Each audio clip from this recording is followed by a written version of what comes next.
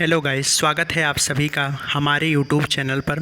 दोस्तों, आज हम पढ़ेंगे बोर्ड परीक्षा में पूछे जाने वाले मोस्ट इम्पॉर्टेंट प्रश्न के बारे में। आप सभी से निवेदन है, आप पूरा वीडियो देखिएगा। अगर आप पूरा वीडियो देखेंगे तो देखते ही देखते सब कुछ याद हो जाएगा।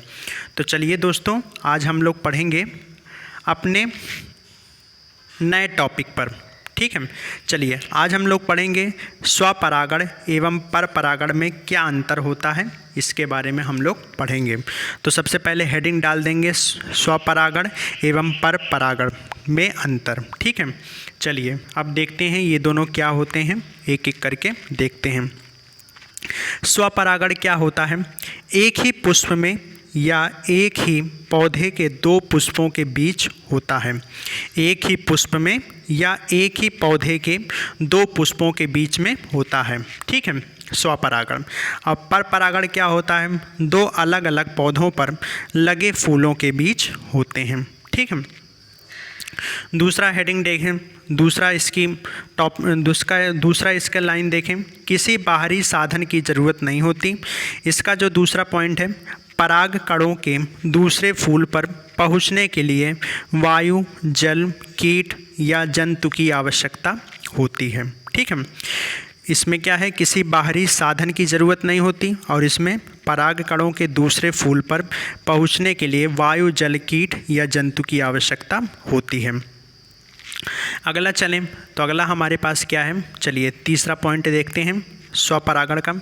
स्वपरागण के लिए एक पुष्प के पुमंग तथा जायांग एक साथ परिपक्व होते हैं। स्वपरागण के लिए क्या होता है?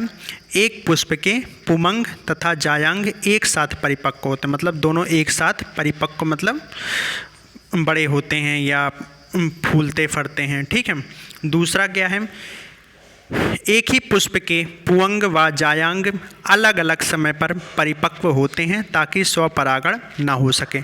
अगर एक ही समय पर परिपक्व हो जाएगा तो एक साथ परिपक्व होते हैं तो ये हमारा स्वपरागण कहलाएगा। तो स्वपरागण ना हो सके इसलिए हम क्या करते हैं, इस वाले परपरागण में क्या होता है, एक ही पुष्प के पुंग व जायांग अलग अलग समय पर परिपक्व होते हैं। ठीक, अगला पॉइंट देखें, चौथा वाला जो है, स्वपरागण वाले पुष्प छोटे तथा कम आकर्षक होते हैं और इनमें मकरंद नहीं होता। स्वपरागण वाले जो पुष्प होते हैं छोटे तथा कम आकर्षक होते हैं और इनमें मकरंद नहीं होता।